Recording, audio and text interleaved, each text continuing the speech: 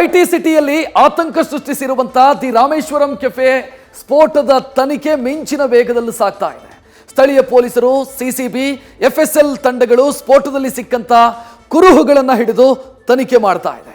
ಈಗಾಗಲೇ ಅನುಮಾನದ ಮೇರೆಗೆ 4 ವಶಕ್ಕೆ ಪಡೆದು ವಿಚಾರಣೆಯನ್ನು ಮಾಡಲಾಗ್ತಾ ಇದೆ. ರಾಜಧಾನಿಯಲ್ಲಿ ಪೊಲೀಸರು ಹೈ ಅಲರ್ಟ್ ಆಗಿದ್ದಾರೆ.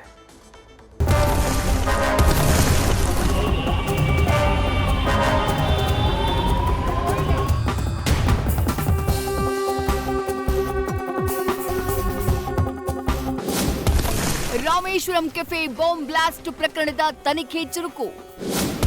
4 ವಶಕ್ಕೆ ಪಡೆದು ವಿಚಾರಣೆ ನಡೆಸಿದ ಪೊಲೀಸರು.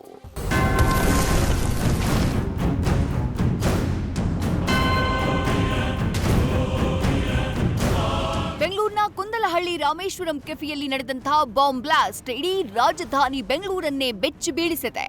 ಈ ಘಟನೆಯಿಂದ ಇಡೀ ಪೊಲೀಸ್ ಇಲಾಖೆ ಫುಲ್ ಹೈ ಅಲರ್ಟ್ ಆಗಿದ್ದು, ಬಾಂಬ್ ಸ್ಫೋಟದ ತನಿಖೆಯನ್ನ ಮತ್ತಷ್ಟು ಚುರುಕುಗೊಳಿಸಿದೆ.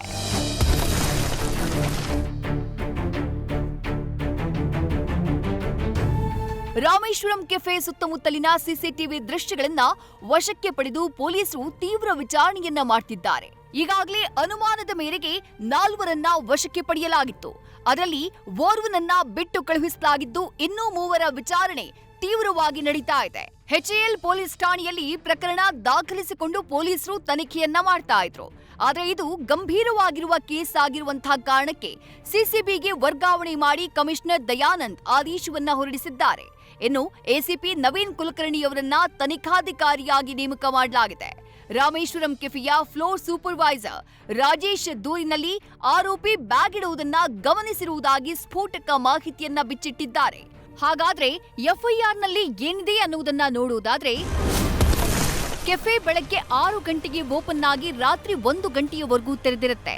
ಈ ಹೋಟೆಲ್ ಪ್ರಖ್ಯಾತವಾಗಿದ್ದು ಪ್ರತಿದಿನ ಸಾವಿರಾರು ಜನ ಬರ್ತಾರೆ. ಮಾರ್ಚ್ 1ನೇ ತಾರೀಕು ಎಂದಿನಂತೆ ಹೋಟೆಲ್ ಓಪನ್ ಆಗಿದೆ.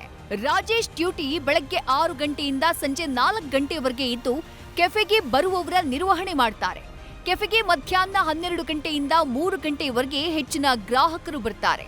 ವಾಶ್ ಬೇಸಿನ್, ಪ್ಲೇಟ್ ಇಡುವಂತಹ ಸ್ಥಳದ ಮುಂದೆ ಸ್ಫೋಟ ಸಂಭವಿಸಿದೆ. ಗ್ರಾಹಕರು ಕುಳಿತುಕೊಳ್ಳೋಕೆ ಮಾಡಿರುವ ಜಗಲಿ ಬಳಿ ಸ್ಫೋಟವಾಗಿದೆ. ಸ್ಫೋಟದಲ್ಲಿ ಕೆಫೆಯ ಕಬ್ಬಿಣದ ಛಾವಣಿ, ಕಿಟಕಿ, ಗಾಜಿಗೆ ಹಾನಿಯಾಗಿದೆ. ಹೋಟೆಲ್ನಲ್ಲಿ ಬಾಷಾ, ರಾಜೇಶ್, ಬಸವರಾಜ್, ಅಮಿತ್, ಬಸವಣ್ಣ, ನವೀನ್, ಹರಿಹರನ್, ಶಿವ, ಜಿಯಾ, ಕಪಿಲ್ ಎಂಬ ಸಿಬ್ಬಂದಿ ಕೆಲಸ ಮಾಡ್ತಿದ್ರು ಅಂತ ಹೇಳಿ ಎಫ್ಐಆರ್ನಲ್ಲಿ ಉಲ್ಲೇಖಿಸಲಾಗಿದೆ.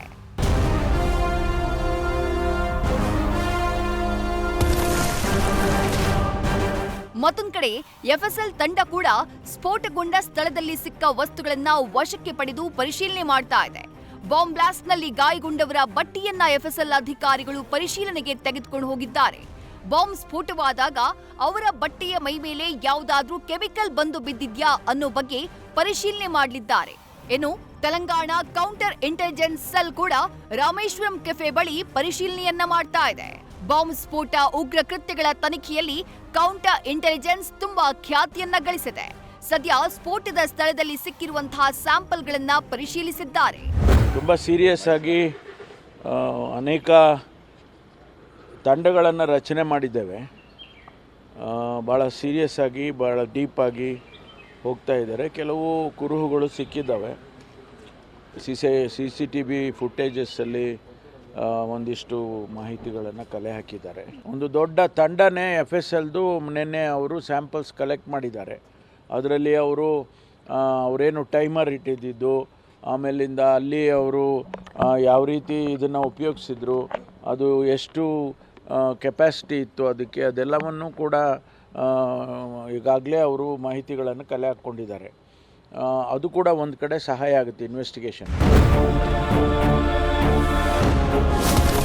ಬಾಂಬ್ ಬ್ಲಾಸ್ಟ್ ಪ್ರಕರಣ ಎನ್ಐಎಗೆ ಒಪ್ಪಿಸುವ ಸಾಧ್ಯತೆ. ರಾಮೇಶ್ವರಂ ಕೆಫೆ ಸ್ಫೋಟದ ತನಿಖೆ ವೇಳೆ ಮತ್ತೊಂದು ಮಾಹಿತಿ ಲಭ್ಯವಾಗಿದೆ. ಸ್ಫೋಟದ ತೀವ್ರತೆಯನ್ನ ನೋಡಿದ್ರೆ ಯಾರೋ ಟ್ರೈನಿಂಗ್ ಪಡೆದು ಕೃತ್ಯ ಎಸಗಿರುವುದು ಸ್ಪಷ್ಟವಾಗಿದೆ. ಸದ್ಯ ಸಿಸಿಬಿಯಲ್ಲಿರುವ ಪ್ರಕರಣವನ್ನ ಎನ್ಐಎಗೆ ಒಪ್ಪಿಸುವ ಸಾಧ್ಯತೆ ಕೂಡ ಇದೆ. ಒಟ್ಟಾರೆ ರಾಮೇಶ್ವರಂ ಕೆಫೆ ಸ್ಫೋಟದ ಬಳಿಕ ರಾಜಧಾನಿ ಬೆಂಗಳೂರಿನಲ್ಲಿ ಪೊಲೀಸರು ಹದ್ದಿನ ಕಣ್ಣಿಟ್ಟಿದ್ದಾರೆ. ರೈಲ್ವೆ ನಿಲ್ದಾಣ, ಬಸ್ ನಿಲ್ದಾಣ ಸೇರಿದಂತೆ ಜನಸಂದಣಿ ಪ್ರದೇಶಗಳಲ್ಲಿ ಅಲರ್ಟ್ ಆಗಿದ್ದಾರೆ. ಬೆಂಗಳೂರು ಮಾತ್ರವಲ್ಲ, ದೆಹಲಿಯಲ್ಲೂ ಪೊಲೀಸರು ತೀವ್ರ ನಿಗಾ ವಹಿಸಿದ್ದಾರೆ. ಸಂದೇಶ್ ಮತ್ತು ಪ್ರಜ್ವಲ್, ನ್ಯೂಸ್ ಫಸ್ಟ್, ಬೆಂಗಳೂರು.